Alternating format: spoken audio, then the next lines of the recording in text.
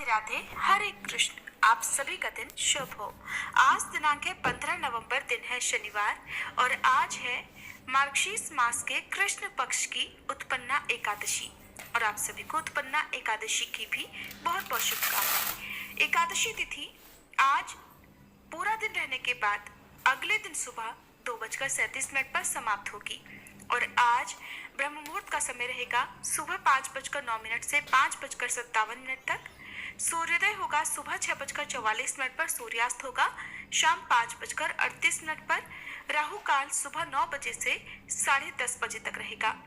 आज सुनिए मार्गशीर्ष मास महात्म्य का 10वां अध्याय और उससे पहले हम हर दिन की तरह सुनेंगे सीता नित्यनेम की कहानी और माँ अन्नपूर्णा की कथा।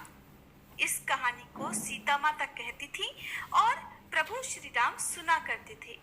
एक दिन श्री राम भगवान को किसी काम के लिए बाहर जाना पड़ा तो सीता माता कहने लगी कि भगवान, मेरा तो 12 वर्ष का नित्यनेम है, अब आप बाहर जाएंगे तो मैं अपनी कहानी किसे सुनाऊंगी। तब श्री राम ने कहा कि सीते, आप कुएं की पाल पर जाकर बैठ जाना और वहां पर जो भी औरतें पानी भरने आएंगी उन्हें अपनी कहानी सुना दिया करना।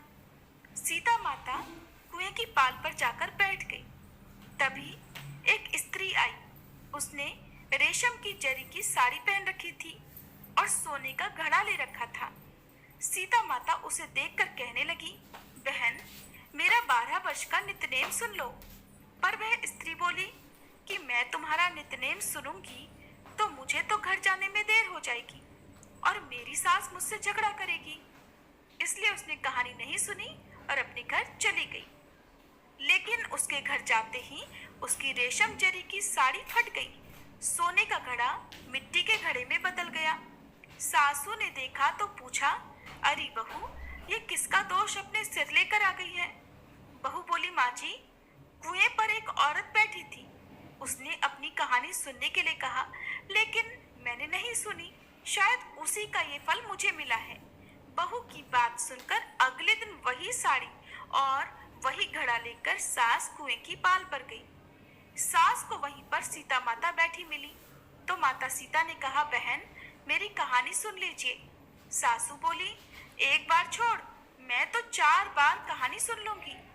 तब सीता माता बोली, राम आए लक्ष्मण आए, देश के पुजारी आए, नित नेम का नेम लाए, आओ राम बैठो राम, तपी रसोई जीमो राम, माखन मिश्री खाओ राम, दूध पताशा पियो राम, सूत के पल का मोठो राम, शाल दुशाला पोठो राम, शाल दुशाला ओढ़ो राम, जब बोलूं राम ही राम, राम सवारे सबके काम, खाली घर भंडार भरेंगे, सबका बेड़ा पार करेंगे, श्री राम जय जय राम। सासू बोली, बहन, कहानी तो बहुत अच्छी लगी। फिर कहानी सुनकर सासू घर चली गई और उसकी साड़ी फिर से रेशम जरी की बन गई। मिट्टी का घड़ा भी फिर वापस से सोने के घड़े में बदल गया। बहू ने देखा तो कहने लगी, सासू माँ, आपने ये सब कैसे किया। सासू बोली, बहू, तो दोष लगाकर आई थी और मैं अब दोष उतार कर आ रही हूँ। बहू ने पूछा कि माँ जी, वह कुएं वाली स्त्री कौन है। सासू ने बताया कि वह तो सीता माता थी। वो पुराने से नया कर देती है, खाली घर में भंडार भर देती है। वह लक्ष्मी जी का वास घर में कर देती है और मनुष्य की जो भी इच्छा हो उसे पूर्ण कर देती है। बहू बोली, माँ जी, फिर तो ऐसी कहानी मुझे भी सुना दो। सास बोली कि ठीक है, तुम भी सुनो। फिर सास ने कहानी शुरू की। राम आए लक्ष्मण आए, देश के पुजारी आए, नित नेम का नेम लाए, आओ राम बैठो राम, तपी रसोई जीमो राम, माखन मिश्री खाओ राम, दूध बताशा पियो राम, सूत के पल का मोठो राम, शाल दुशाला पोठो राम, शाल दुशाला ओढ़ो राम, जब बोलूं राम ही राम, राम सवारे सबके काम, खाली घर भंडार भरेंगे, सबका बेड़ा पार करेंगे, बोलो श्री राम जय जय राम। कहानी सुनकर बहू बोली, माँ जी, कहानी तो बहुत अच्छी है। सासू ने कहा, ठीक है, अब से हम इस कहानी को रोज किया करेंगे।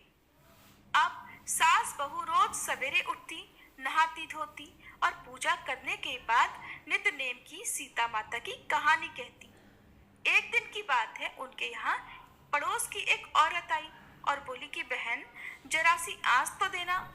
तो बहू बोली कि आंच तो अभी हमने जलाई ही नहीं।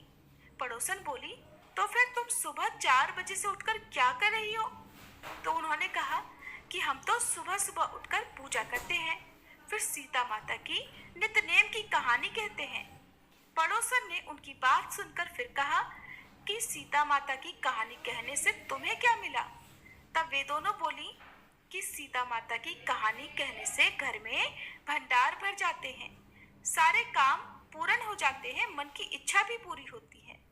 पड़ोसन ने कहा बहन अगर ऐसा है तब तो फिर मुझे भी कहानी सुना दो। तब बहू बोली कि ठीक है, तुम भी ये कहानी सुन लो। राम आए लक्ष्मण आए, देश के पुजारी आए, नित नेम का नेम लाए, आओ राम बैठो राम, तपी रसोई जीमो राम, माखन मिश्री खाओ राम, दूध बताशा पियो राम, सूत के बल का मोठो राम, शाल दुशाला पोठो राम, शाल दुशाला ओढ़ो राम। जब बोलू राम ही राम, राम सवारे सबके काम, खाली घर भंडार भरेंगे, सबका बेड़ा पार करेंगे, श्री राम जय जय राम। पड़ोसन ने इस कहानी को सुना तो कहने लगी बहन कहानी तो बहुत अच्छी लगी। अब वह पड़ोसन भी नित्यनेम सीता माता की कहानी कहने लगी। कहानी कहने से सीता माता ने पड़ोसन के भी धन के भंडार भर दिए। देखते ही देखते अब तो पूरे मोहल्ले में नित्यनेम की कथा चल पड़ी और हर किसी की मनोकामना पूर्ण होने लगी। हे सीता माता, जैसे आपने उन सभी के भंडार भरे वैसे ही हमारे भी भरना। कहानी कहने वाले, सुनने वाले और हुंकार भरने वाले सबके भरना। सभी प्रेम से बोलिए सीता मैया की जय। माँ अन्नपूर्णा व्रत की कथा के अनुसार प्राचीन समय की बात है। काशी निवासी धनंजय की पत्नी का नाम सुलक्षणा था। उसे अन्य सभी सुख प्राप्त थे, केवल निर्धनता ही उनके दुख का एकमात्र कारण थी और यही दुख उसे हर समय सताता था। एक दिन सुलक्षणा अपने पति से बोली, स्वामी आप कुछ उद्यम करो तो काम चले, इस प्रकार कब तक काम चलेगा?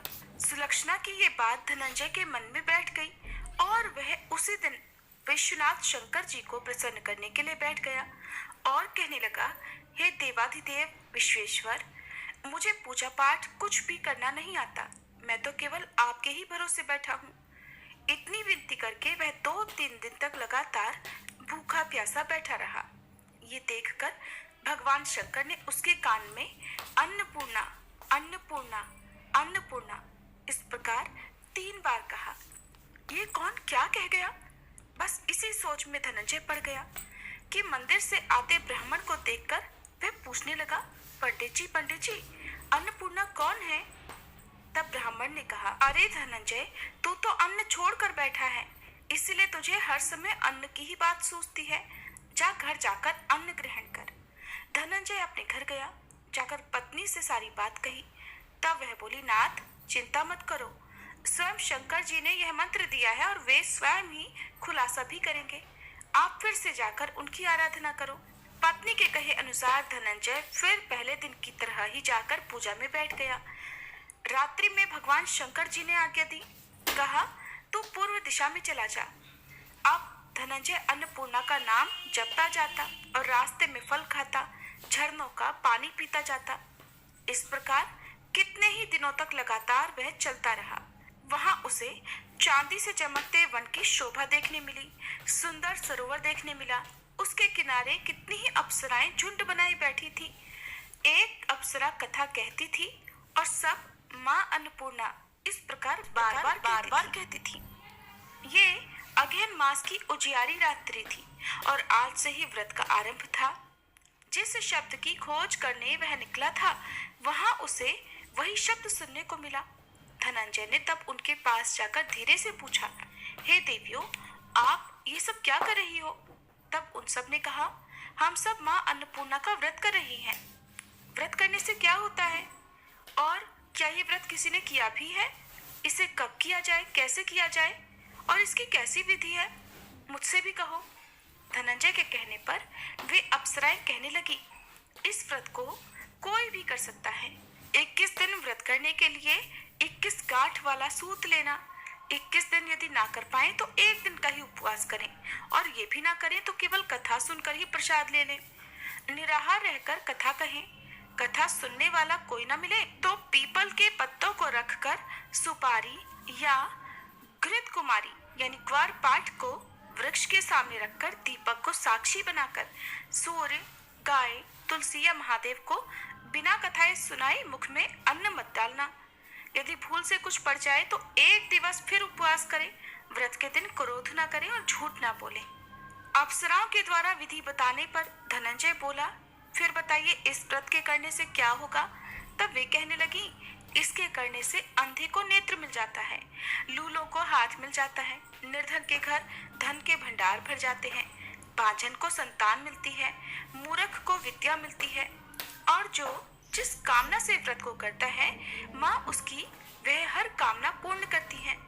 धनंजय कहने लगा, बहनों, मेरे घर में भी धन नहीं है, विद्या नहीं है, कुछ भी तो नहीं है मेरे पास। मैं तो दुखिया ब्राह्मण हूँ, मुझे इस व्रत का सूत दोगी क्या? हाँ भाई, तेरा कल्याण हो, हम तुझे सूत देंगी, ले इस व्रत का मंगल सूत ले ले। तब धनंजय ने उन अप्सराओं से सूत लेकर व्रत को किया। व्रत पूरा हुआ। तभी सरोवर में से 21 खंड की स्वर्ण सीढ़ी हीरा मोती जड़ी हुई प्रकट हुई। धनंजय जय अन्नपूर्णा कहता जाता था। इस प्रकार जाने कितनी ही सीढ़ियां वह उतरता गया। तब अंदर जाकर उसने क्या देखा कि करोड़ों सूर्यों से प्रकाशमान मां अन्नपूर्णा का मंदिर है। उसके सामने स्वर्ण सिंहासन पर मां अन्नपूर्णा विराजमान है। सामने भिक्षा हेतु शंकर भगवान खड़े हैं। देवांगनाएं चवर डुला रही हैं। कितने ही हथियार बांधे पहरा दे रही हैं। धनंजय दौड़कर मां जगदम्बा के चरणों में गिर पड़ा। देवी उसके मन का दुख जान गई। धनंजय हाथ जोड़कर कहने लगा, माता, आप तो अंतर्यामिनी हैं, आपको मैं अपनी दशा भला क्या बताऊं, आप तो सब कुछ जानती हैं। तब माता बोली, तुमने मेरा व्रत किया है, जा, संसार तुम्हारा सत्कार करेगा। माता ने धनंजय की जिह्वा पर बीज मंत्र लिख दिया। अब तो उसके रोम रोम में विद्या प्रकट हो गई। इतने में क्या देखता है कि वह काशी विश्वनाथ के मंदिर में खड़ा है। माँ का वरदान लेकर धनंजय घर आया। अपनी पत्नी सुलक्षणा से सारी बात कही। माता जी की कृपा से उसके घर में धन संपत्ति उमड़ने लगी। छोटा सा घर बहुत बड़ा गिना जाने लगा। जैसे शहद के छत्ते में मक्खियां जमा हो जाती हैं, उसी प्रकार अनेक सगे संबंधी आ आकर उसकी पढ़ाई करने लगे। कहने लगे, इतना धन और इतना बड़ा घर, सुंदर संतान नहीं है तो फिर इस कमाई को कौन भोगेगा? सुलक्षणा से तो कोई संतान हुई नहीं, इसलिए तुम दूसरा विवाह कर लो। अनिच्छा होते हुए भी धनंजय को दूसरा विवाह करना पड़ा और सती सुलक्षणा को सौतन का दुख झेलना पड़ा। इस प्रकार धीरे धीरे दिन बीतते गए। फिर अगहन मास आया। नए बंधन से बंधे पति से सुलक्षणा ने कहवाया कि इस व्रत के प्रभाव से ही हम सुखी हुए हैं, इस कारण यह व्रत छोड़ना नहीं चाहिए। ये माता जी का प्रताप है जो हम इतने संपन्न और सुखी हुए हैं। सुलक्षणा की बात सुनकर धनंजय उसके यहाँ आया और व्रत में बैठ गया। नई बहू को इस व्रत के बारे में कुछ भी पता नहीं थी। वो तो धनंजय के वापस घर लौटने की राह देख रही थी। दिन बीतते गए और व्रत पूर्ण होने में केवल 3 दिन बाकी थे कि तभी नई बहू को खबर मिल गई। उसके मन में ईर्ष्या की ज्वाला दहक रही थी। वह सुलक्षणा के घर आ धमकी और उसने वहां भगदड़ मचा दी और वह मारे क्रोध के धनंजय को अपने साथ लिवा ले गई। नए घर में धनंजय को थोड़ी देर के लिए निद्रा ने आ दबाया। वह गहरी नींद सो गया और ठीक उसी समय नई बहू ने उसका व्रत का सूत तोड़कर आग में फेंक दिया। अब तो माता जी का कोप जाग गया। इधर माता क्रोधित हुई और उधर उसके घर में अचानक आग लग गई। सब कुछ जलकर खाक हो गया। सुलक्षणा जान गई और पति को फिर अपने घर ले आई। नई बहू रूठ कर अपने पिता के घर जा बैठी। पति को परमेश्वर मानने वाली सुलक्षणा बोली, नाथ, घबराना नहीं, माता जी की कृपा अलौकिक है। पुत्र कुपुत्र हो जाता है पर माता कभी कुमाता नहीं होती। इसलिए आप श्रद्धा और भक्ति से आराधना शुरू करो, वे हमारा कल्याण जरूर करेंगी। धनंजय फिर माता के पीछे पड़ गया। फिर वही सरोवर सीढ़ी प्रकट हुई और उसमें वह माँ अन्नपूर्णा कहकर उतर गया। वहां जाकर माता के चरणों में करुण क्रंदन करने लगा, विलाप करने लगा। माता प्रसन्न होकर बोली, ये मेरी स्वर्ण की मूर्ति ले, उसकी पूजा करना तो फिर सुखी हो जाएगा। जा, तुझे मेरा आशीर्वाद है। तेरी पत्नी सुलक्षणा ने श्रद्धा से मेरा व्रत किया है, उसे मैंने पुत्र का वरदान दिया है। धनंजय ने आंखें खोली तो खुद को काशी विश्वनाथ के मंदिर में खड़ा पाया। वहां से फिर उसी प्रकार वह घर को आया। इधर सुलक्षणा गर्भवती हुई और 9 महीने पूरे होते ही उसके यहाँ पुत्र का जन्म हुआ। गांव में आश्चर्य की लहर दौड़ पड़ी। अब तो गांव में जिसकी कोई भी कामना होती वही मनौती मांगने लगता और इस तरह सभी लोगों की मनोकामनाएं पूर्ण होने लगी। इस तरह उसी गांव के निसंतान सेठ के पुत्र होने पर उसने माता अन्नपूर्णा का मंदिर बनवा दिया। उसमें माता जी धूमधाम से पधारी, यज्ञ हुआ और धनंजय को मंदिर के आचार्य का पद दे दिया गया। जीविका के लिए मंदिर की दक्षिणा और रहने के लिए बड़ा सुंदर सा भवन भी दिया गया। धनंजय पत्नी और पुत्र सहित वहां सुख से रहने लगा। माता जी के चढ़ावे में भरपूर आमदनी होने लगी। उधर नई बहू के पिता के घर डाका पड़ गया, सब कुछ लुट गया और वे भीख मांगकर अपना पेट भरने लगे। सुलक्षणा ने जब यह सुना तो उन्हें बुलावा भेजा और उनके आने पर उन्हें अलग घर में रख लिया और उनके अन्न वस्त्र का प्रबंध भी कर दिया। धनंजय, सुलक्षणा और उसका पुत्र माता जी की कृपा से आनंद से रहने लगे। माता जी ने जैसे उनके भंडार भरे वैसे सबके भंडार भरे। सभी प्रेम से बोलिए, अन्नपूर्णा माता की जय। अब सुनिए आज का अध्याय। भगवान नारायण कहते हैं, हे महामुने, अब श्री कृष्ण का कुछ और महात्म्य भी सुनिए, जो विघ्न विनाशक, पाप हारी, महान पुण्य प्रदान करने वाला और परम उत्तम है। एक दिन की बात है, सोने के सिंहासन पर बैठी हुई नंद पत्नी यशोदा जी अपने बालक श्री कृष्ण को गोद में लेकर दुला रही थी। उसी समय एक श्रेष्ठ ब्राह्मण शिष्य समूह से घिरे हुए वहां आए। वे ब्रह्म तेज से प्रकाशित हो रहे थे और शुद्ध स्फटिक की माला पर ब्रह्म का जप कर रहे थे। दंड और छत्र धारण किए हुए श्वेत वस्त्र पहने वे महर्षि अपनी धवल दंत पंक्तियों के कारण बड़ी शोभा पा रहे थे। वेद और वेदांगों के पारंगत तो वे थे ही, ज्योतिर्विद्या के मूर्तिमान स्वरूप भी थे। उन्होंने अपने मस्तक पर तपाए हुए सोने के समान पिंगल जटाभार धारण कर रखा था। उनका मुख शरद पूर्णिमा के चंद्रदेव की कांति को भी लज्जित कर रहा था। गोरे गोरे अंग और कमल जैसे नेत्र वाले वे योगीराज भगवान शंकर जी के शिष्य थे और गदाधारी श्री विष्णु के प्रति विशुद्ध भक्ति रखते थे। वे श्रीमान महर्षि प्रसन्नता पूर्वक अपने शिष्यों को पढ़ाते भी थे। उनके एक हाथ में व्याख्या की मुद्रा सुस्पष्ट दिखाई देती थी। वे वेदों की अनेक प्रकार की व्याख्या बड़ी लीला पूर्वक किया करते थे। उन्हें देखकर ऐसा जान पड़ता था मानो चारों वेदों का तेज मूर्तिमान हो गया हो। उनके कंठ में साक्षात सरस्वती जी का वास था। वे शास्त्रीय सिद्धांत के एकमात्र विशेषज्ञ थे। उन्हें देखकर यशोदा जी तुरंत खड़ी हो गई। उन्होंने मस्तक झुकाकर मुनि के चरणों में प्रणाम किया और उन्हें बैठने के लिए सोने का सिंहासन देकर अतिथि के लिए पाद्य, अर्घ्य, गौ और मधुपर्क निवेदित किया। मुस्कुराती हुई नंदरानी ने अपने नन्हे से बालक से मुनि की वंदना करवाई। मुनि ने भी मन ही मन श्री हरि को अर्थात बालक कृष्ण को 100 बार प्रणाम किया। फिर बड़ी ही प्रसन्नता से वेद मंत्रों के अनुकूल भरपूर आशीर्वाद भी दिया। यशोदा जी ने मुनि के शिष्यों को भी प्रणाम किया और भक्तिभाव से उन सब के लिए अलग अलग पाद्य अर्पित किए। उन शिष्यों ने भी यशोदा जी को भरपूर आशीर्वाद दिया। मुनि अपने शिष्यों के साथ पैर धोकर जब सिंहासन पर बैठे तब सती साध्वी यशोदा जी अपने नन्हे बालक को गोद में लेकर भक्ति भाव से मस्तक झुकाकर दोनों हाथ जोड़कर मुनि के आने का कारण पूछने को तत्पर हुई। वे कहने लगी, मुने, आप स्वात्माराम महर्षि हैं। आपसे कुशल मंगल पूछना यद्यपि उचित नहीं है, फिर भी इस समय मैं आपका कुशल समाचार पूछ रही हूँ। अबला तो बुद्धिहीना होती है, इसलिए आप मेरे इस दोष को क्षमा कर देंगे। साधु पुरुष तो सदा ही मूर्ख मनुष्यों के दोषों को क्षमा कर देते हैं। फिर अंगिरा, अत्रि, मरीचि और गौतम आदि बहुत से ऋषि मुनियों के नाम लेकर यशोदा जी ने पूछा, प्रभु, इन पुण्य श्लोक महात्माओं में से आप कौन हैं? कृपया मुझे बताइए, मैं आपको नहीं जानती। यद्यपि मैं आपसे उत्तर पाने के योग्य भी नहीं हूँ, फिर भी आप मुझे मेरी पूछी हुई बात बताइए। आप जैसे महात्मा पुरुष प्रसन्न मन से शिशु को आशीर्वाद देने योग्य हैं। निश्चय ही ब्राह्मणों का आशीर्वाद तत्काल पूर्ण और मंगलकारी होता है। ऐसा कहकर यशोदा जी भक्ति भाव से मुनि के सामने खड़ी हो गई। यशोदा जी ने नंदराय जी को बुलाने के लिए चर भेजा। यशोदा जी की पूर्वोक्त बातें सुनकर मुनिवर गर्ग हंसने लगे। उनके शिष्य समूह भी हास्य की छटा से दसों दिशाओं को प्रकाशित करते हुए बड़ी जोर जोर से हंस पड़े। तब उन शुद्ध बुद्धि महामुनि गर्ग ने यथार्थ हितकर निधि युक्त और अत्यंत आनंददायक बात यशोदा जी से कही। श्री गर्ग जी बोले, देवी, तुम्हारा ये समयोचित वचन अमृत के समान मधुर है। जिसका जिस कुल में जन्म होता है उसका स्वभाव भी वैसा ही हो जाता है।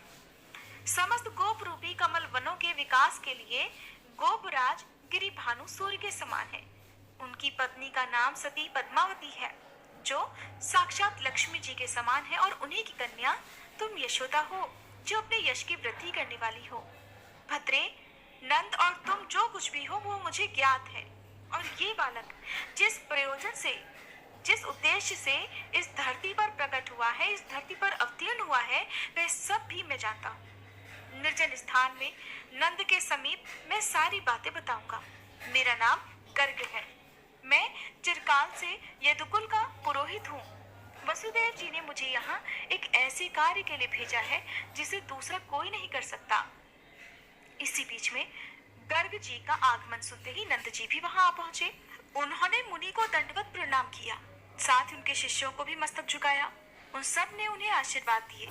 इसके बाद गर्ग जी आसन से उठे और नंद यशोदा जी को साथ लेकर सुरम्य अंतःपुर में गए।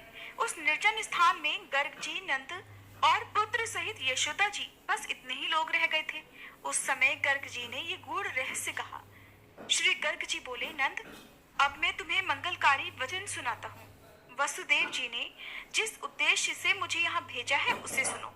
वसुदेव जी ने सूतिका गार में आकर अपना पुत्र तुम्हारे यहाँ रख दिया है और तुम्हारी कन्या वे मथुरा को ले गए हैं। ऐसा उन्होंने कंस के भय से किया है, और ये पुत्र वसुदेव का है, और जो इससे भी ज्येष्ठ है वह भी उन्हीं का है। ये निश्चित बात है। इस बालक का अन्नप्राशन और नामकरण संस्कार करने के लिए वसुदेव ने गुप्त रूप से मुझे यहाँ भेजा है। इसलिए तुम ब्रज में इन बालकों के संस्कार की तैयारी करो। तुम्हारा ये शिशु पूर्ण ब्रह्म स्वरूप है और माया से इस भूतल पर अवतरित होकर पृथ्वी का भार उतारने के लिए उद्यमशील है। ब्रह्मा जी ने इसकी आराधना की थी, अतः उनकी प्रार्थना से ये इस भूतल का भार हरण करेगा। इस शिशु के रूप में साक्षात राधिका वल्लभ गोलोकनाथ भगवान श्री कृष्ण पधारे हैं। बैकुंठ में जो कमलाकांत नारायण है तथा श्वेत द्वीप में जो जगत पालक विष्णु जी निवास करते हैं, वो भी इन्हीं में अंतर्भूत हैं। महर्षि कपिल और इनके अन्यान अंश ऋषि नर नारायण भी इनसे अलग नहीं है। ये सब के तेजों की राशि है। वह तेजो राशि ही मूर्तिमान होकर उनके यहाँ अवतरित हुई है। भगवान श्री कृष्ण वसुदेव को अपना रूप दिखाकर शिशु रूप हो गए थे और सूतिकागार से इस समय तुम्हारे घर में आ गए हैं। ये किसी योनि से प्रकट नहीं हुए हैं, अयोनिज रूप में ही भूतल पर प्रकट हुए हैं। इन श्री हरि ने माया से अपनी माता के गर्भ को वायु से पूर्ण कर रखा था। फिर स्वयं प्रकट होकर अपने उस दिव्य रूप का वसुदेव जी को दर्शन कराया और फिर शिशु रूप होकर वे यहाँ आ गए। हे गोपराज, युग युग में इनका अलग अलग वर्ण और नाम भी है। ये पहले श्वेत, रक्त और पीत वर्ण के थे। इस समय कृष्ण वर्ण होकर यहाँ प्रकट हुए हैं। सतयुग में इनका वर्ण श्वेत था। ये तेज पुंज से ढके होने के कारण अत्यंत प्रसन्न जान पड़ते थे। त्रेता युग में इनका रंग लाल हुआ और द्वापर युग में ये भगवान पीत वर्ण के हो गए। कलयुग के आरंभ में इनका रंग कृष्ण हो गया। ये श्रीमान तेज की राशि है, परिपूर्णतम ब्रह्म है, इसलिए कृष्ण कहे गए हैं। नंद, इस प्रकार मैंने तुम्हारे पुत्र की महिमा का अपनी बुद्धि और ज्ञान के अनुसार वर्णन किया है। इसे मैंने गुरुजी के मुख से सुना था। कृष्ण पीताम्बर, कंस ध्वंसी, विष्णु श्रवा, देवकी नंदन, श्रीश, यशोदा नंदन, हरि, सनातन, अच्युत, विष्णु, सर्वेश, सर्वगति, राधा बंधु, राधिकात्मा, राधिका जीवन, राधिका सहचारी, राधा मानस पूरक, राधा धन, राधिकांग, राधा प्राण, राधिकेश, राधिका रमण, राधिका चित्तचोर, प्रभु, परिपूर्णतम, ब्रह्म, गोविंद और गरुड़ध्वज। नंद, ये श्री कृष्ण के नाम जो तुमने मेरे मुख से सुने हैं, हृदय में धारण करो। हे सुभेक्षण, ये नाम जन्म तथा मृत्यु के कष्ट को हर लेने वाले हैं। तुम्हारे कनिष्ठ पुत्र के नामों का महत्व जैसा मैंने सुना था वैसा यहाँ बताया है। अब ज्येष्ठ पुत्र हलधर के नाम का संकेत भी सुनो। वे जब गर्भ में थे उस समय उस गर्भ का संकर्षण किया गया था, इसलिए इनका नाम संकर्षण हुआ। वेदों में ये कहा गया है कि इनका कभी अंत नहीं होता, इसीलिए ये अनंत भी कहे गए हैं। इनमें बल की अधिकता है, इसलिए इनको बलदेव कहते हैं। हल धारण करने से इनका नाम हली हुआ है। नील रंग का वस्त्र धारण करने से इन्हें क्षितिवाशा अर्थात नीलांबर भी कहते हैं। ये मूसल को आयुध बनाकर रखते हैं, इसलिए मूसली भी कहे गए हैं। रेवती के साथ इनका विवाह होगा, इसलिए ये साक्षात रेवती रमण है। रोहिणी के गर्भ में वास करने से इन महाबुद्धिमान संकर्षण को रोहिणी कहा गया है। इस प्रकार ज्येष्ठ पुत्र का नाम जैसा मैंने सुना था वैसा बताया है। नंद, अब मैं अपने घर को जाऊंगा, तुम भी अपने भवन में सुपूर्वक रहो। ब्राह्मण की ये बात सुनकर नंद जी स्तब्ध रह गए। यशोदा जी भी निश्चेष्ट हो गई और वह बालक स्वयं हंसने लगा। तब नंद जी ने गर्ग जी को प्रणाम करके दोनों हाथ जोड़ लिए और बड़े भक्ति भाव से मस्तक झुकाकर बड़े विनय से कहा, ब्राह्मण, अगर आप चले गए तो कौन महात्मा इस कर्म को कराएंगे, इसलिए आप स्वयं ही शुभ दृष्टि करके इन बालकों का नामकरण और अन्नप्राशन संस्कार भी कराइए। राधा बंधु से लेकर राधा प्राणाधिक तक जो नाम समूह बताए गए हैं, उनमें जो राधा नाम आया है वह राधा कौन है और किसकी पुत्री है? नंद जी की ये बात सुनकर मुनिवर गर्ग हंसने लगे और बोले, ये परम निगूढ़ तत्व और रहस्य की बात है जिसे मैं तुम्हें बताऊंगा। गर्ग मुनि बोले, नंद सुनो, मैं पुरातन इतिहास बता रहा हूँ। ये वृतांत पहले गोलोक में घटित हुआ था, उसे मैंने भगवान शंकर के मुख से सुना है। किसी समय गोलोक में श्री दामा का राधा के साथ लीला प्रेरित कलह हो गया। उस कलह के कारण श्री दामा के श्राप से लीलावश गोपी राधा को गोकुल में आना पड़ा है। इस समय वे वृषभानु गोप की बेटी है और कलावती उनकी माता है। राधा श्री कृष्ण के अर्धांग से प्रकट हुई हैं और वे अपने स्वामी के अनुरूप ही परम सुंदरी सती हैं। ये राधा गोलोक वासिनी है, परंतु इस समय श्री कृष्ण की आज्ञा से ही यहाँ अयोनिज संभवा होकर प्रकट हुई हैं। ये ही देवी मूल प्रकृति ईश्वरी हैं। इन सती साध्वी राधा ने माया से माता के गर्भ को वायु से भरकर वायु के निकलने के समय स्वयं शिशु विग्रह धारण कर लिया। ये साक्षात कृष्ण माया है और श्री कृष्ण के आदेश से पृथ्वी पर प्रकट हुई है। जैसे शुक्ल पक्ष में चंद्रमा की कला बढ़ती रहती है, उसी प्रकार ब्रज में राधा बढ़ रही है। श्री कृष्ण के तेज के आधे भाग से वे मूर्ति मती हुई है। एक ही मूर्ति दो रूपों में बट गई है। इस भेद का निरूपण वेद में किया गया है। ये स्त्री है, वे पुरुष हैं, और किंचित वे ही स्त्री हैं और ये पुरुष हैं। इसका स्पष्टीकरण नहीं हो पाता। दो रूप हैं और दोनों ही स्वरूप गुण और तेज की दृष्टि से एक जैसे हैं। पराक्रम, बुद्धि, ज्ञान और संपत्ति की दृष्टि से भी उनमें कुछ भी कमी या अधिक नहीं है, किंतु वे गोलोक से यहाँ पहले आई हैं, इसलिए वे अवस्था में श्री कृष्ण से कुछ बड़ी हैं। श्री कृष्ण सदा राधा का ध्यान करते हैं और राधा भी अपने प्रियतम का निरंतर स्मरण करती है। राधा श्री कृष्ण के प्राणों से बनी हुई है और ये श्री कृष्ण राधा के प्राणों से मूर्तिमान हुए हैं। श्री राधा का अनुसरण करने के लिए ही इनका गोकुल में आगमन हुआ है। पूर्व काल में गोलोक में श्री हरि ने जो प्रतिज्ञा की थी, उसे सार्थक बनाने के लिए कंस के भय का बहाना लेकर इनका गोकुल में आगमन हुआ है। केवल प्रतिज्ञा का पालन करने के लिए ही ये ब्रज में आए हैं। भय तो छलना मात्र है। जो भय के भी स्वामी है, भला उन्हें किसी से भय हो सकता है? साम वेद में राधा शब्द की व्युत्पत्ति पहले नारायण देव ने अपने नाभि कमल पर बैठे हुए ब्रह्मा जी को यह व्युत्पत्ति बताई थी। फिर ब्रह्मा जी ने ब्रह्मलोक में भगवान शंकर को इसका उपदेश दिया। फिर पूर्व काल में कैलाश शिखर पर विराजमान महेश्वर ने मुझे वह उपदेश दिया जो देवताओं के लिए भी दुर्लभ है। अब मैं इसका वर्णन करता हूँ। राधा शब्द की उत्पत्ति देवताओं, असुरों और मुनीन्द्र को भी अभीष्ट है और वह सबसे उत्कृष्ट और मोक्षदायिनी है। राधा का रेफ करोड़ों जन्मों के पाप और शुभाशुभ कर्म भोग से छुटकारा दिलाता है। आकार गर्भवास, मृत्यु तथा रोग को दूर करता है। धकार अर्थात ध आयु की हानि का और अकार भव बंधन का निवारण करता है। राधा नाम के श्रवण, स्मरण और कीर्तन से ये सारे दोषों का नाश हो जाता है, इसमें संदेह नहीं है। श्री राधा नाम के श्रवण, स्मरण और कीर्तन का सुयोग मिलने से मोहजाल, पाप, रोग, शोक, मृत्यु और यमराज तक कांप उठते हैं, इसमें भी संदेह नहीं है।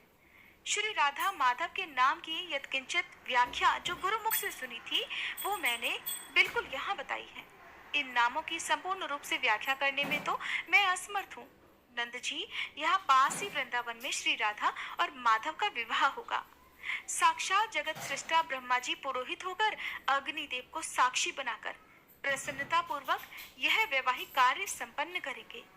श्री कृष्ण के द्वारा जो बाल लीलाएं होने वाली हैं, उसमें मुख्यतः ये है कुबेर पुत्र का उद्धार, गोपियों के घर से माखन चुराकर उसका भक्षण अर्थात माखन चुराकर खाना, ताल वन में ताल फल का भोजन और धेनुकासुर का वध, बकासुर, केशी और प्रलंबासुर का खेल ही खेल में नाश, द्विज पत्नियों का उद्धार, उनके द्वारा दिव्य मिष्ठान और पान का भोजन, इंद्र याग की परंपरा का भंजन, इंद्र के कोप से गोकुल की रक्षा, गोपियों के वस्त्रों का अपहरण, उनके व्रत का संपादन, फिर से उन्हें वस्त्र अर्पित और मनोवांछित वरदान देने का कार्य करके ये श्याम सुंदर अपनी लीलाओं से उनके चित्त को चुरा लेंगे और सर्वथा उन्हें अपने अधीन भी कर लेंगे।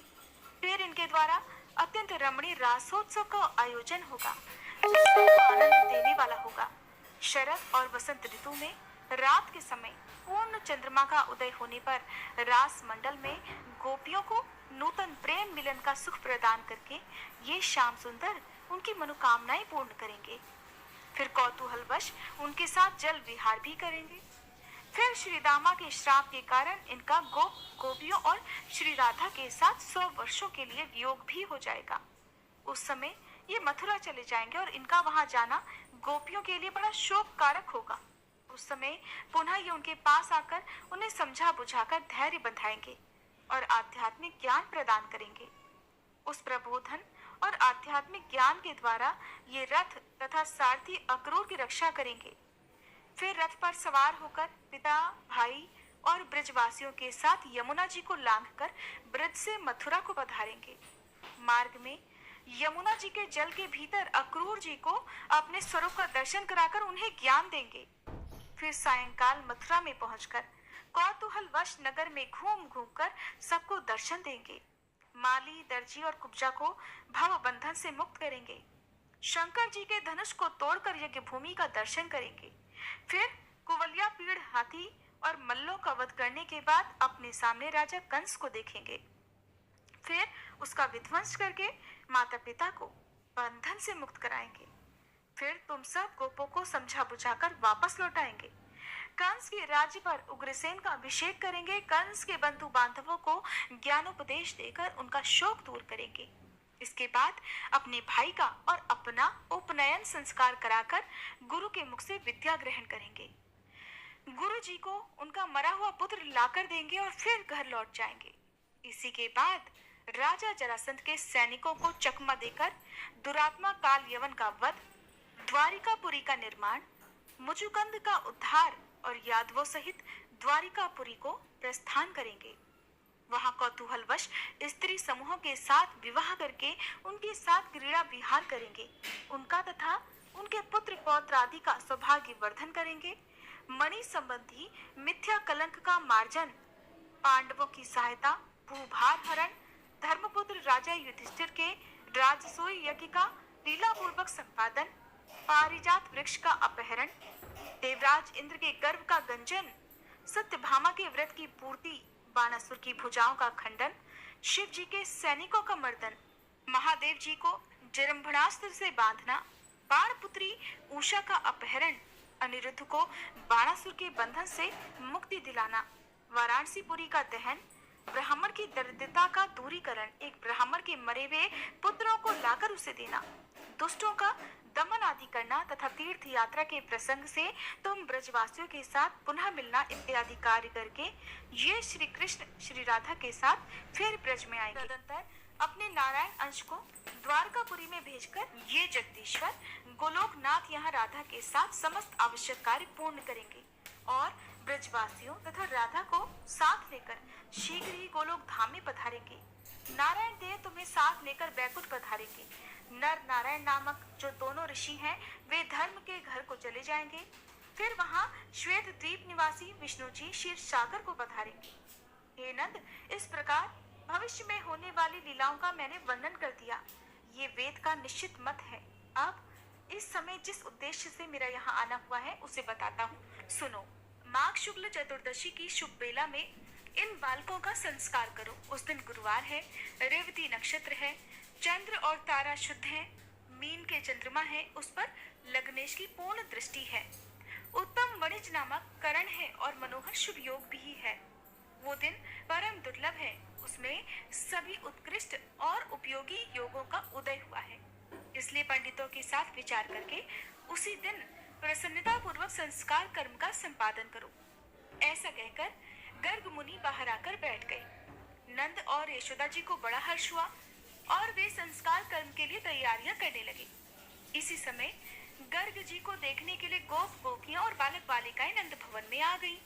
उन्होंने देखा मुनि श्रेष्ठ गर्ग मध्याह्न काल के सूर्य की तरह प्रकाशित हो रहे हैं।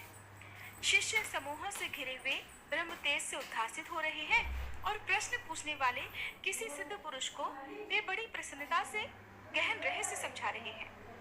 नंद भवन की एक एक सामग्री को मुस्कुराकर देख रहे हैं और योग मुद्रा धारण किए हुए स्वर्ण सिंहासन पर बैठे हैं।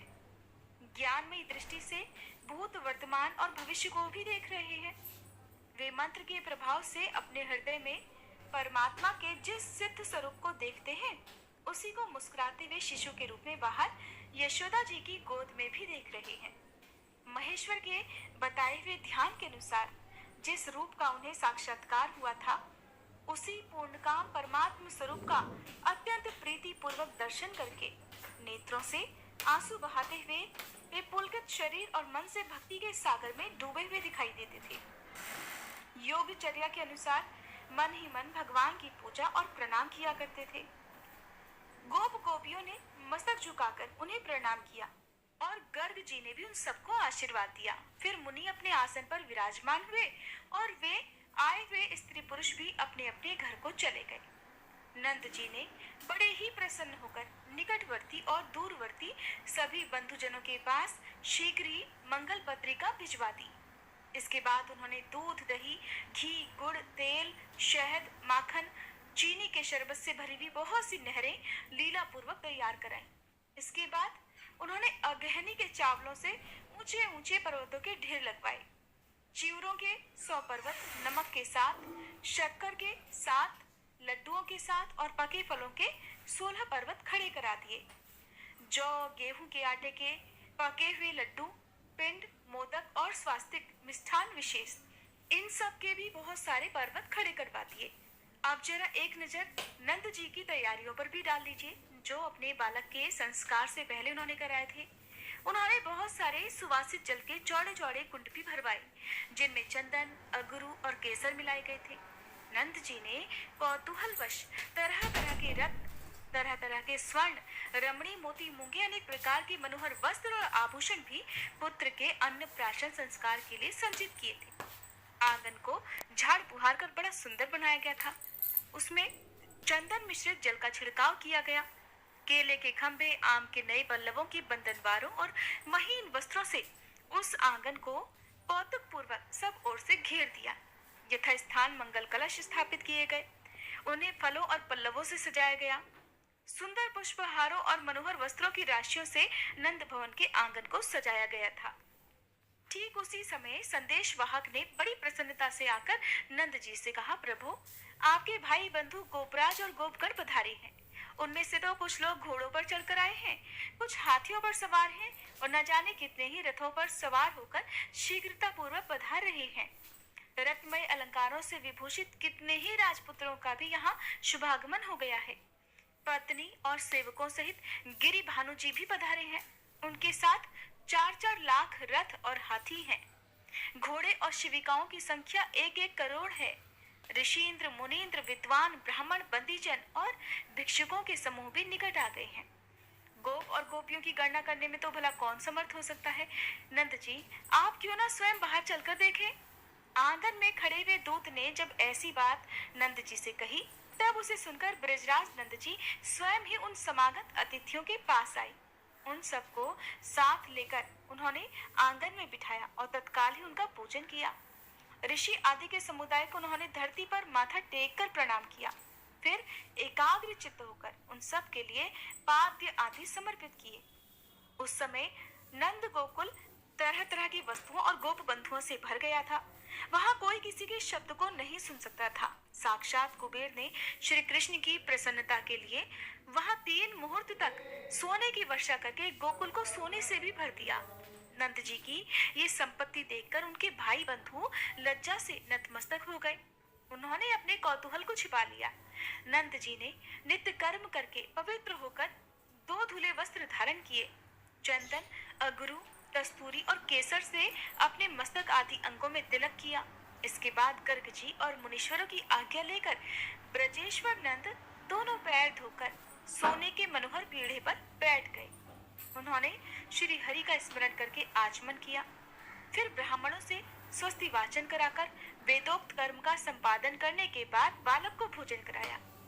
आनंद मगन हुए नंद जी ने मुनिवर गर्ग के कहे अनुसार शुभ बेला में बालक का मंगलमय नाम रखा कृष्ण। इस प्रकार जगदीश्वर को घी मिला हुआ भोजन कराकर उनका नामकरण करने के बाद नंद राय जी ने बाजे बजवाए और मंगल गान करवाए। फिर उन्होंने ब्राह्मणों को बड़ी ही प्रसन्नता से नाना प्रकार के स्वर्ण, तरह तरह के धन, भक्ष्य पदार्थ और वस्त्र दिए। बंदीजनों और भिक्षुकों को इतनी अधिक मात्रा में उन्होंने सोना बांटा कि सोने के भार से आक्रांत होने के कारण वे सब के सब चल भी नहीं पा रहे थे। ब्राह्मणों, बंधुजनों और खासकर भिक्षुकों को भी उन्होंने पूर्णतया मनोहर मिष्ठान्न का भोजन कराया। उस समय नंद गोकुल में बड़े जोर जोर से निरंतर यही शब्द सुनाई देता था कि दो और दो, खाओ खाओ। परिपूर्ण रत्न, वस्त्र, आभूषण, मूंगे, स्वर्ण मणिसार और विश्वकर्मा जी के बनाए हुए मनोहर स्वर्ण पात्र वहां ब्राह्मणों को बांटे गए। ब्रजराज नंद ने गर्ग जी के पास जाकर विनय पूर्वक अपनी इच्छा प्रकट की और नम्रता पूर्वक उनके शिष्यों को और बचे हुए शेष द्विजों को स्वर्ण के अनेक भार पूर्ण मात्रा में प्रदान कर दिए। श्री नारायण जी कहते हैं, हे नारद, श्री कृष्ण को गोद में लेकर गर्ग जी एकांत स्थान में गए और बड़ी भक्ति और प्रसन्नता से उन परमेश्वर को प्रणाम करके उनकी स्तुति करने लगे। उस समय उनके नेत्रों से आंसू बह रहे थे, शरीर में रोमांच हो आया था, मस्तक भक्ति भाव से झुक गया था और श्री कृष्ण चरणार बिंदों में दोनों हाथ जोड़कर वे इस प्रकार बोल रहे थे, हे श्री कृष्ण, हे जगन्नाथ, हे भक्त भय भंजन, आप मुझ पर प्रसन्न होइए। हे परमेश्वर, मुझे अपने चरण कमलों की दास्य भक्ति दीजिए। भक्तों को अभय देने वाले हे गोविंद, आपके पिताजी ने तो मुझे बहुत धन दिया है, किंतु उस धन से भला मेरा क्या प्रयोजन है। आप मुझे अपनी अविचल भक्ति प्रदान कर दीजिए। प्रभु, अणिमादि सिद्धियों में, योग साधनों में, अनेक प्रकार की मुक्तियों में, ज्ञान तत्व में मेरी तनिक भी रुचि नहीं है। इंद्रपद, मनुपद या फिर चिरकाल तक स्वर्गलोक रूपी फल के लिए भी मेरे मन में कोई इच्छा नहीं है। मैं तो बस आपके चरणों की सेवा छोड़कर और कुछ नहीं चाहता। सालोक्य, सारष्टि, सारूप्य, सामीप्य और एकत्व, ये 5 प्रकार की मुक्तियां सभी को अभीष्ट होती हैं। सभी इन 5 प्रकार की मुक्तियां चाहते हैं, परंतु हे परमात्मा, मैं आपके चरणों की सेवा छोड़कर इनमें से किसी को भी ग्रहण नहीं करना चाहता। मैं गोलोक में या फिर पाताल में निवास करूं, ऐसा भी मेरा मनोरथ नहीं है, परंतु मुझे आपके चरणार बिंदु का निरंतर चिंतन होता रहे, बस मेरी यही इच्छा है। कितने ही जन्मों के पुण्य के फल का उदय हुआ, जिससे भगवान शंकर के मुख से मुझे आपके मंत्र का उपदेश प्राप्त हुआ। उस मंत्र को पाकर मैं तो सर्वज्ञ और समदर्शी हो गया हूँ प्रभु। सर्वत्र मेरी अबाध गति है। हे कृपा सिंधु, हे दीन बंधु, मुझ पर कृपा कीजिए। मुझे अभय देकर अपने चरण कमलों में रख लीजिए, फिर भला मृत्यु मेरा क्या कर सकेगी। आपके चरणारविंदों की सेवा से ही भगवान शंकर सबके ईश्वर, मृत्युंजय, जगत का अंत करने वाले और योगियों के गुरु हुए हैं। हे ब्राह्मण, जिनके एक दिन में 14 इंद्रों का पतन होता है, वे जगत विधाता ब्रह्मा जी आपके चरण कमलों की सेवा से ही उस पद पर प्रतिष्ठित हुए हैं। आपके चरणों की सेवा करके ही धर्मदेव समस्त कर्मों के साक्षी हुए हैं। सो दुर्जय काल को जीतकर सबके पालक और फलदाता हुए हैं। जो संपूर्ण संपदाओं की सृष्टि करने वाली तथा देवियों में परात्परा है, वे लक्ष्मी देवी अपने केश कलापों से आपके चरणों का मार्जन करती हैं। जो सबकी बीज रूपा है, वे शक्ति रूपिणी प्रकृति आपके चरण कमलों का चिंतन करते करते उन्हीं में लीन हो जाती है। प्रभु, आपकी अंशभूता और आपके ही तुल्य तेजस्विनी राधा जी आपके वक्ष स्थल में स्थान पाकर भी आपके चरणों की सेवा करती है, फिर दूसरे की तो बात ही क्या है। हे प्रभु, जैसे शिव आदि देवता और लक्ष्मी जी आदि देवियां आपसे सनात है, उसी तरह मुझे भी सनात कर दीजिए, क्योंकि ईश्वर की सब पर समान कृपा होती है। नाथ, मैं घर को नहीं जाऊंगा, आपका दिया हुआ ये धन भी नहीं लूंगा, बस मुझ अनुरागी सेवक को अपने चरण कमलों की सेवा में रख लीजिए। इस प्रकार स्तुति करके गर्ग जी नेत्रों से आंसू बहाते हुए श्री कृष्ण के चरणों में गिर पड़ी और जोर जोर से रोने लगी। उस समय भक्ति के उद्वेग से उनके शरीर में भारी रोमांच हो आया था। गर्ग जी की बात सुनकर भक्त वत्सल श्री कृष्ण हंस पड़े और बोले, मुझ में तुम्हारी अविचल भक्ति रहे। जो मनुष्य गर्ग जी द्वारा किए गए इस स्तोत्र का तीनों संध्याओं के समय पाठ करता है, वह श्री हरि की सुदृढ़ भक्ति, दास्य भाव और उनकी स्मृति का सौभाग्य तो अवश्य ही प्राप्त कर लेता है। इतना ही नहीं, वह श्री कृष्ण भक्तों की सेवा में तत्पर होकर जन्म, मृत्यु, जरा, रोग, शोक और मोह आदि के संकट से भी पार हो जाता है। श्री कृष्ण के साथ रहकर सदा आनंद भोगता है और श्री हरि से फिर कभी उसका वियोग नहीं होता। भगवान नारायण कहते हैं, नारद श्री हरि की इस प्रकार स्तुति करके गर्ग मुनि ने उन्हें नंद जी को दे दिया और प्रशंसा पूर्वक कहा, गोपराज, अब मैं घर को जाता हूँ, आज्ञा दो। अहो, कैसी विचित्र बात है कि संसार मोहजाल से जकड़ा हुआ है। जैसे समुद्र में फेन उठता और मिटता रहता है, ठीक उसी प्रकार इस भवसागर में मनुष्यों को संयोग और वियोग का अनुभव होता रहता है। गर्ग जी की ये बात सुनकर नंद जी उदास हो गए, क्योंकि साधु पुरुषों के लिए सत्पुरुषों का वियोग मरण से भी अधिक कष्टदायक होता है। संपूर्ण शिष्यों से घिरे हुए मुनिवर गर्ग जब जाने को तैयार हुए, तब रोते हुए नंद आदि सभी गोप गोपियों ने अत्यंत प्रीति पूर्वक, अत्यंत विनीत भाव से उन्हें प्रणाम किया। उन सबको आशीर्वाद देकर मुनि श्रेष्ठ गर्ग जी सानंद मथुरा को पधार गए। ऋषि मुनि और प्रिय बंधु वर्ग सभी धन से संपन्न होकर अपने अपने घर को चले गए। फिर सभी बंदी जन भी पूर्ण मनोरथ होकर अपने अपने घर को लौट गए। उन सबको मीठे पदार्थ, वस्त्र, उत्तम श्रेणी के अश्व और सोने के आभूषण प्राप्त हुए थे। गले तक भरपेट भोजन करके तृप्त हुए भिक्षुकर बड़ी प्रसन्नता के साथ अपने घर को लौट गए। वे स्वर्ण और वस्त्रों के भारी भार से थककर चलने में भी असमर्थ हो गए थे। कोई धीरे धीरे चलते, कोई विश्राम करने के लिए धरती पर ही सो जाते और कुछ लोग तो मार्ग में उठते बैठते जाया करते। कोई वहां सानंद हंसते हुए दिख जाते थे। कपर्तकों और अन्य वस्तुओं के जो बहुत से शेष भाग बच गए थे, उन्हें कुछ लोग ले लेते थे। कुछ लोग खड़े होकर दूसरों को वे वस्तुएं दिखाते थे। कुछ लोग नृत्य करते थे और कितने ही लोग वहां गीत गाते थे। कोई नाना प्रकार की प्राचीन गाथाएं कहते थे। राजा मरुत, श्वेत, सगर, मानधाता, उत्तानपाद, नहुष और नल आदि की जो गाथाएं हैं, उन्हें सुनाते थे। श्री राम के अश्वमेध यज्ञ की और राजा रंतिदेव के दान कर्म की भी गाथाएं गाते थे। कोई ठहर ठहर कर, कोई सो सोकर यात्रा करते थे। इस प्रकार सभी लोग प्रसन्नता पूर्वक अपने अपने घरों को चले गए। हर्ष से भरे हुए नंद जी और यशोदा जी दोनों दंपत्ति अपने बालक कृष्ण को गोद में लेकर कुबेर भवन के समान रमणीय अपने भव्य भवन में रहने लगे। इस प्रकार अब वे दोनों बालक शुक्ल पक्ष के चंद्रमा की तरह घर में बढ़ने लगे। अब वे गौओं की पूंछ और दीवार पकड़कर खड़े होने लगे। थोड़ा थोड़ा उन्होंने चलना सीख लिया था। हर दिन आधा शब्द या चौथाई शब्द बोल पाते थे। मुने आंगन में चलते हुए वे दोनों भाई अब माता पिता की खुशियां बढ़ाने लगे। कोई भी नन्हा बालक जब पहली बार तुतला कर कोई शब्द बोलता है, शब्द बोलना सीखता है या फिर पहली बार अपने नन्हे नन्हे कदम बढ़ाना सीखता है, खड़ा होना चलना सीखता है, तो उसके माता पिता को जो खुशी होती होगी वही खुशी, वही अपार प्रसन्नता नंद जी और यशोदा जी को भी हो रही थी। अब नन्हे श्री कृष्ण दो एक पग चलने में समर्थ हो गए।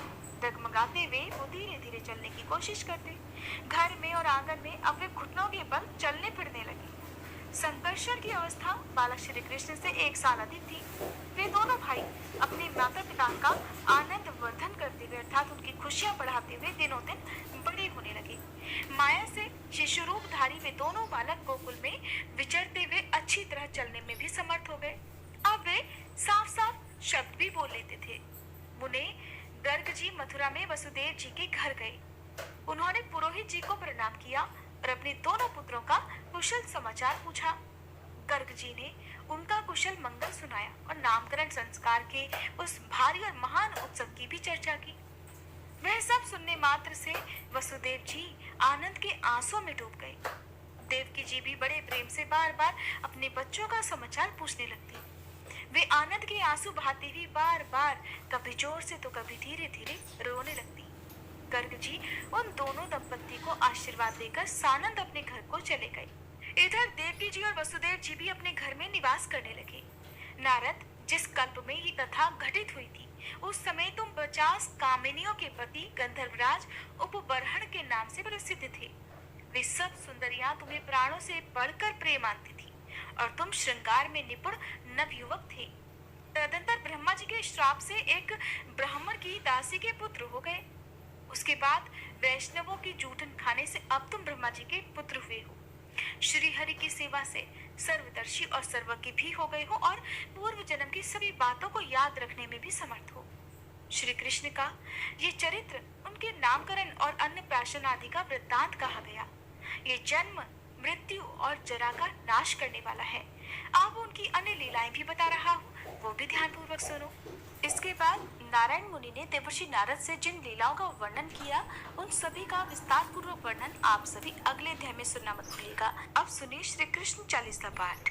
बंशी शोभित कर मधुर नील जलद तन श्याम, अरुण अधर जनु बिंबा फल नयन कमल अभिराम, पूर्ण इंद्र अरविंद मुख पीतांबर शुभ साज, जय मन मोहन मदन छवि कृष्ण चंद्र महाराज, जय यदुनंदन जय जगवंदन, जय वसुदेव देवकी नंदन, जय यशोदासुत नंद दुलारे, जय प्रभु भक्तन के धृगतारे धृगतारे, जय नट नागर नागनथैया कृष्ण कन्हैया धेनु चरैया, पुनि नख पर प्रभु गिरवर धारो, आओ दीनन कष्ट निवारो, वंशी मधुर अधर धरि तेरी,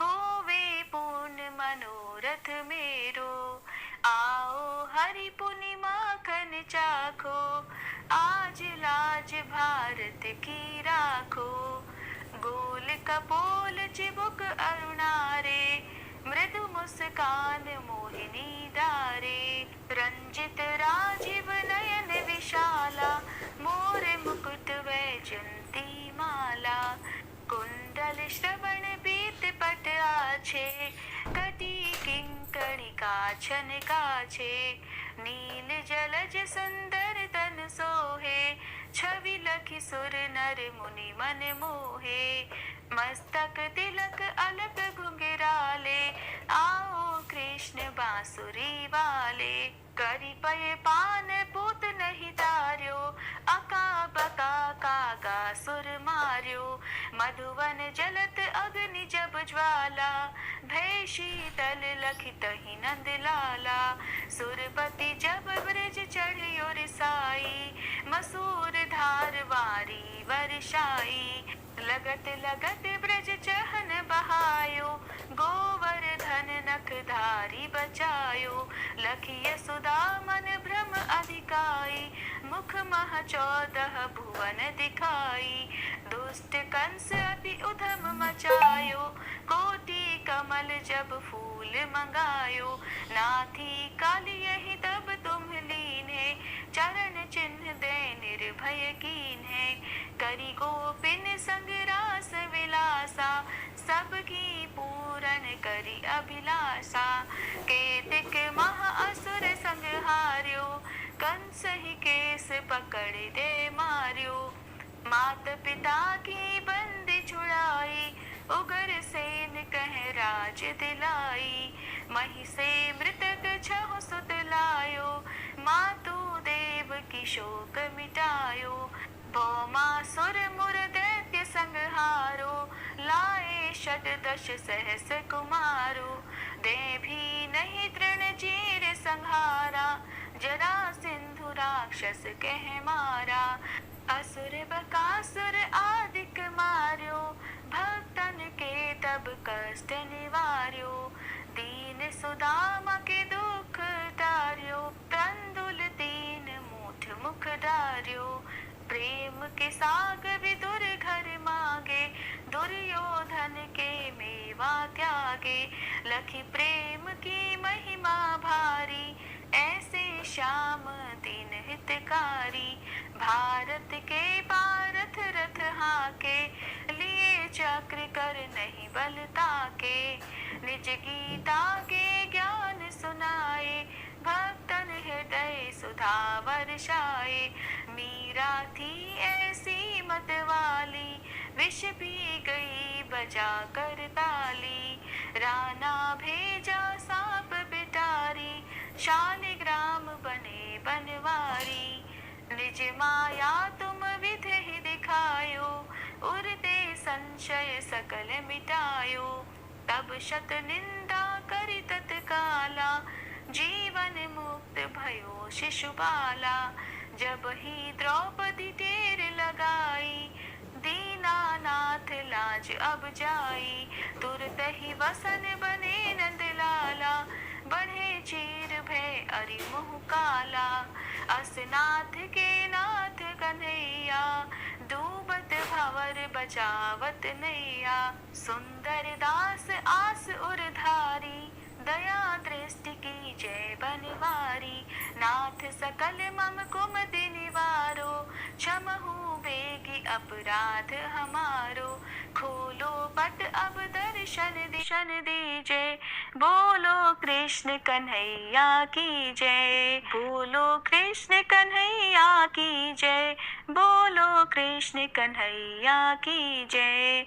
ये चालीसा कृष्ण का पाठ करे उरधारी, अष्ट सिद्धि नवनिधि फल लहे पदार्थ चारी।